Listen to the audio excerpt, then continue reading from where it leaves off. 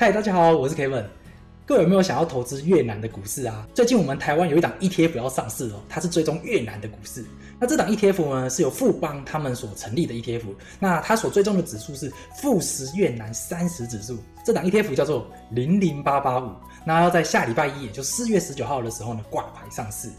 那有人就会说啦，我记得美股也有一档 ETF 哦。那这档 ETF 叫做 VNN， 它也是追踪越南指数啊。那它跟我们台股这个00885，它们这两个 ETF 有什么差别？哪一个更能代表越南的股市大盘？其实这两档 ETF 它们所追踪的指数是不一样的，所以我今天将会分享这两个 ETF 哪一个更能代表美国的股市大盘。嗨，大家好，我是 Kevin。如果第一次来到这个频道的呢，这个频道呢主要是分享台美股的一个股票分析。如果各位想要脱离对台美股一无所知的状况的话呢，欢迎订阅追踪哦。我会定期的分享台美股有用的投资知识，相信对各位一定会非常的有帮助。那我们马上开始。那我们今天要讲的就是越南的指数 ETF， 哪一个 ETF 更能代表越南的股市大盘？如果我们想要投资越南这个国家，我们是要了解越南这个国家它的 GDP、它的人口成长以及它出口贸易那些等等的资讯，我们才可以判断说，这国家值不值得我们投资。所以我这次呢会经由几个地方来进行分析。第一个我会分析越南的 GDP， 它这几年 GDP 的成长率是如何，以及越南它的人口成长，还有它的出口占比的比率，占它的 GDP 的比例当中有占比多少，这样我们可以判断说它在中美贸易大战当中它有没有获得优势嘛，对不对？再来就是它越南的股市，它的指数有很多种指数，哪一个指数最能代表越南的股市大盘？那今天呢我也会进行分享。然后接下来我会分享00885跟 VNN 这两档 ETF 它的费用率以及它们的指数所追踪的东西是什么，它们两个的差别有哪些。那我今天都会分享给各位。好，那我马上来看一下第一个越南的历年 GDP。 我们可以看到从2016年到2020年之间，越南的指数 GDP 呢它都是在前3名，在这个东协5国当中它是占领在前3名。然后我们可以看到在2020年的时候有发生疫情大爆发，我们会看到越南它的 GDP 在2020年的时候它还是呈现正增长的，那其他的东协4国呢都是呈现负增长的一个状况，就代表说越南在整个 COVID-19 这个疫情大爆发的时候呢，它的复苏的情况呢是比较好的，并且感觉越南有在中美贸易战当中呢有受到一些优惠，所以它的一个整体的 GDP 呢上升呢是蛮明显的。再来我们来看一下2021年各个投资机构对越南的 GDP 的增长率的预测，我们可以看到他们预测大概都是在 6% 到 8% 之间，代表说大家对越南的一个整体的一个成长的话呢是非常非常的乐观的。越南 GDP 呢它从2000年到2019年这几年也是20年之间，越南它的 GDP 它从原本的2000年的610亿美金到2019年的2000亿美金，它成长了228%。相对于其他东协5国来讲，它是最高的，并且它高于世界平均的 70%，是世界平均 70% 的3倍以上。所以越南这个国家呢，它整个 GDP 成长率呢是非常非常的优异。那越南人口的部分的话，我们来看一下这张图。这张图呢 X 轴的部分是人口成长率，那 Y 轴的部分是15岁以下到65岁以上的人口比例。所以代表说你在第一象限就是你的人口成长是持续增长并且你的人口的比例呢是比较年轻化的。那越南的部分的话呢，它就是在第一象限。那日本的部分的话呢，它人口成长率就是负的嘛，然后它的一个人口的比例的话也是越来越老龄化。那台湾的部分的话呢，也是逐渐迈向老龄化的一个情况。那国家的出口总金额，我们可以看到越南在东协5国当中，它2018年的时候呢是在前3名，在2019年的时候它就已经跃升到了第1名。那代表说越南在东协5国当中，它是一个出口非常非常有竞争力的一个国家。那我们再来看出口占 GDP 的比重，我们来看绿色这条线，也就是越南这一条线。出口占 GDP 的比重呢，越南是越来越高，越来越高。所以我们可以由这张图，我们可以了解到越南的出口的总额越来越高，然后带动了整体的一个国家的 GDP 的一个成长。所以前面我们可以了解到越南这个国家呢，它的 GDP 持续增长，并且在疫情来临的时候也表现非常的优异，然后在中美贸易战的时候感觉也会受到一些优惠，然后人口呢持续增长，也比较年轻化，所以越南这个国家感觉也算是蛮值得去投资的一个国家。接下来我们就来分析一下哪一个指数更能代表越南的股市大盘。那这边有2个指数，一个叫做富时越南30指数，另外一个指数叫做 MVIS 越南指数。这2个指数有什么差别呢？我们先从 MVIS 越南指数来介绍好了。MVIS 这个越南指数呢，它所持有的公司呢有几个条件。第一个条件就是它的流通量要够，第二个条件就是它没有对外资的一个持股限制。那越南的股市呢，它有一些公司它是有限制说外资它能持股不能超过多少多少以上，所以他们会有一些持股的限制。那 MVIS 这个越南指数呢，就是它会撇除这些公司然后再来一个条件就是这个指数它不一定会选择越南本土的公司它会选择一些外地的公司。就像是我们台湾的卢鸿就有在这个指数当中。那它是怎么被录取的呢？这指数还有一个条件就是这些公司只要在越南有设厂，并且它越南设厂的公司它所创造的总营收占这家公司的总营收的 50% 以上，它就可以入选进 MVIS 这个越南指数。所以 MVIS 这个越南指数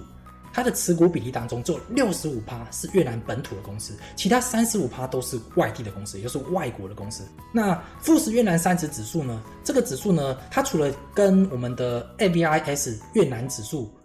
一样，就是他们的流通量要做考量，还有他们的外资的持股限制也有做考量之外呢，其他呢就是他会选择越南本土的公司越南本土的前30大的公司才能入选这个富时越南30指数。那这30家公司基本上就占了整个越南股市大盘的 70% 的市值所以它更能代表整个越南的股市大盘。那它有哪几档 ETF 呢？主要就是有2档 ETF 是越南上市的 ETF， 还有1档是韩国上市的 ETF， 以及00885台湾的这档 ETF 最近要在4月19号挂牌上市都是追踪了富时越南30指数的。那么这2档指数它所持有的股票种类呢，富时越南30指数呢是30档，那么 MVIS 它越南指数呢它是31档。好，那我们先来介绍一下00885。那00885呢，它所追踪的指数呢是富时越南30指数。那它成立年限呢是在2021年，然后在4月19号的时候会挂牌上市。那它的内扣费用的话呢是 1.22%， 经理费的部分的话是 0.99%， 保管费的部分的话呢是 0.23%。那持股种类的部分的话呢是30档股票。那 Top 5 持股呢占比呢高达了 50.35%。那其中呢主要是房地产业、钢铁产业以及产品制造业。那它跟我们台湾的0050的话呢就有点相差了。那台湾000光 Top 1台积电就高达 49%， 那就它相对于我们台湾0050来讲，它分散风险能力就比较好。然后但他们产业的部分的话就主要是房地产产业，那我们主要是科技，所以我们会看出来越南基本上就像是比较像是一个开发中国家了。好，那再来是交易量的部分的话就是看不到，因为它还没挂牌上市，所以我们不知道它的交易量、市值大小、股息还有10年的平均年化报酬率我们都还不知道。虽然我们不知道它的平均年化报酬率，但是我们可以看它的指数就是这档指数它的过去几年的报酬率是多少。首先我们来看一下富时越南30指数，它的成分股的比例呢就是我们刚刚所讲的嘛， Top 5 的成分股比例有占高达 50.35%， 那 Top 10 的成分股比例的话呢就高达 74.22%。所以它基本上呢前4档股票就快把整个 ETF 就给包办了啦。那么它产业分布的部分，它第1名的部分就是房地产信托基金嘛，就是 31.66%， 那再来就是食品业 22.91%， 然后是银行业 12.66%， 以及工业的部分的话呢 11.13%。 那产业分布的部分的话，看起来的话呢也比我们的0050还好。那再来我们来看富时越南30的一个报酬率的部分，我们可以看到它5年的报酬率的总报酬率是 121.6%， 那3年的报酬率是有 5% 啦，那最近12个月的报酬率的话呢是 85.9%。 那我们来看一下它从2011年到2020年它每一年的增长幅度，它除了2011年跟2018年是负增长之外呢，它其他年份都是正增长的部分。那我们从这个5年的总报酬 121.6%， 大概可以回去推算的话，大概平均年成长率大概是 17% 左右，就是平均的年报酬率大概是 17% 左右。那我们就来看一下0050、SPY 跟 VN30 这3档 ETF 这3个指数来相比的话，它们的报酬率大概是多少？0050呢，它的这5年的平均年报酬率是 19.8%， 那 SPY 呢是追踪美国500大企业嘛，它平均年报酬率是 16.71%。那 VN30 呢，我们刚刚推算起来，它的年报酬率大概是 17% 左右，所以他们的年报酬率呢，竟然还比 SPY 还优异但是相对0050来讲，它就稍微逊色了那么一点但是整体来看的话还是不错的。好，那接下来的话，我们来介绍 VNN 这档 ETF。那这档 ETF 呢，它所追踪的指数是 MVIS 越南指数。那么它的成立年限呢是2009年成立，费用率的部分的话是 0.66%， 那持股种类的部分的话是31档股票，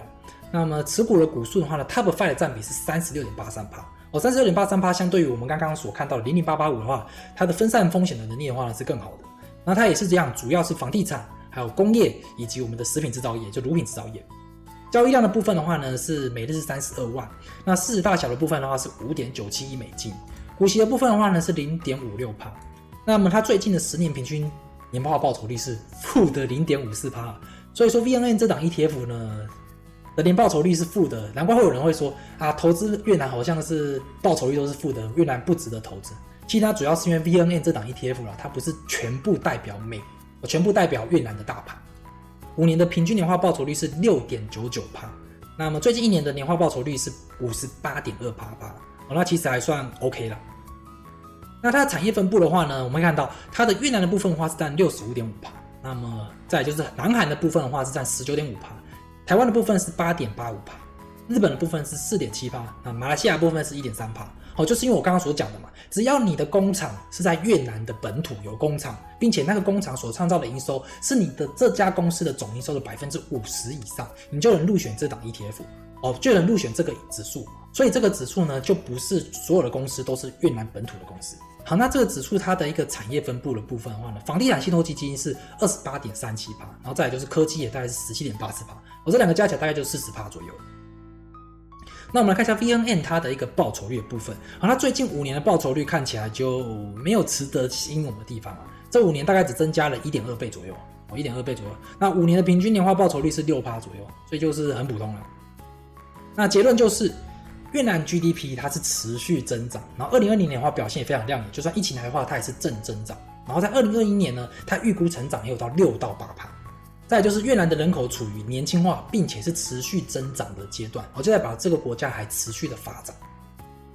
然后越南的出口总额呢持续创新高，然后在这个中美贸易战当中呢，它也是有获利的，我感觉是有获利的。那第4个就是越南指数呢 VN30， 也就是富时越南30指数，相对于 MVIS 越南指数来讲，它更能表现整个越南的整体的股市。所以各位如果想要投资越南股市的话呢，00885相对于 VNN 的话呢就比较优异。那虽然00885它的费用率相对于 VNN 来讲大概是2倍左右，但是00885如果能完美复制 VN30， 也就是富时越南30指数的绩效的话呢，它整体来讲的话呢，应该相对于 VNN 来讲是更值得投资的。好，那今天影片到这边呢，如果各位想要投资00885的话呢，可以在下方留言1。那如果想要投资 VNN 的话呢，可以在下方留言2。那如果想要投资0050的话呢，可以在下方留言3。或是你想要投资任何一档其他国家的 ETF， 然后想要知道哪一个国家的 ETF 的话呢，都可以在下方留言。那 Kevin 会做影片再跟大家分享。那么这个频道呢，主要是分享台美股的投资知识。如果各位想要脱离对台美股投资知识一无所知的状况的话呢，欢迎订阅追踪哦。那么今天影片到这边咯，拜拜。